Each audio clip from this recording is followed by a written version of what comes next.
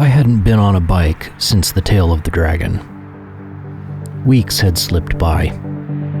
Work ramping up, taxiing kids off to basketball, working on a kitchen renovation, prepping for a Halloween party, and everything else that filled the calendar. The leaves were changing fast, and I kept telling myself, I need to get out there. Then, Halloween week arrived. Clear skies, crisp air, but it was 45 degrees. Definitely not perfect riding weather, but good enough to remind myself what I had been missing. The sun was bright, the air was sharp, and the wind had that clean bite that only comes with late fall. You could smell wood smoke from a few houses down, a quiet sign that the season had officially started changing. I geared up knowing that it would be cold, but the moment I fired that bike up, it already felt worth it. The first few miles were cautious. Cold tires and wet leaves don't mix. But the rhythm and confidence came back quite fast. Throttle smooth, corners steady, and the machine was waking up right along with me. The cold didn't feel punishing. It made me feel alive. It pulled me out of the noise in the way warm weather never really does. For the first time in weeks, my head was starting to clear. No work emails, no renovation plans, no schedules. Just the hum of the motor on the open road. The route wound through some neighborhoods dressed for Halloween. Pumpkins on porches, hay bales stacked by driveways, and ghosts made from old sheets fluttering from the trees. Plastic skeletons leaned against fences, and every mailbox seemed to have a splash of orange or black somewhere nearby. It wasn't spooky. Not yet. Just the quiet calm before the evening rush. The sunlight hit everything perfectly. Low and warm, lighting up decorations that would glow later under porch lights. And for a moment, it took me back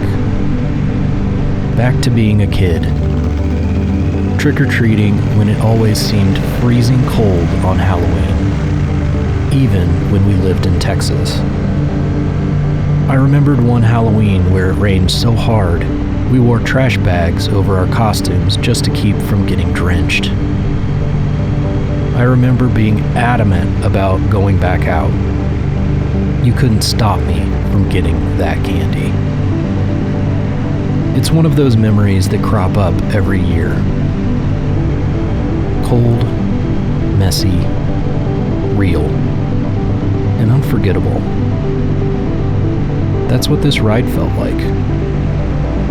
A reminder that imperfect moments are the ones that stay with you. The chill in the air, the sound of dry leaves skipping across the road. The feeling of being out in the world instead of watching it go by. The day stayed clear, the sun steady in the sky, and the air never warmed up. My fingers were stiff, my legs were cold, but honestly, I didn't really care. Every mile had that perfect balance of stillness and motion. It wasn't a long ride, maybe an hour, but it felt more than that. It felt enough. Enough to reset, enough to breathe, enough to feel the season before it disappeared. Sometimes, short rides hit harder than long ones because they're real, unplanned, unpolished, and unrepeatable. By the time I headed back, the streets were still empty, but I couldn't help think about the evening. This was the calm before the neighborhoods wake up. It was quiet, reflective, and perfectly Halloween in its own way. Pulling into the driveway, I killed the engine and just sat for a minute listening to the wind. Sunlight shining through the trees, backlighting the leaves of every color. Luminous. It struck me how little it takes to feel content. Sometimes an hour in the cold is all you need to reconnect with everything that matters. This ride wasn't about distance or scenery. It was about showing up before the moment passed. And I'm glad I didn't wait for a warmer day. As always, ride safe, stay curious, and enjoy the journey.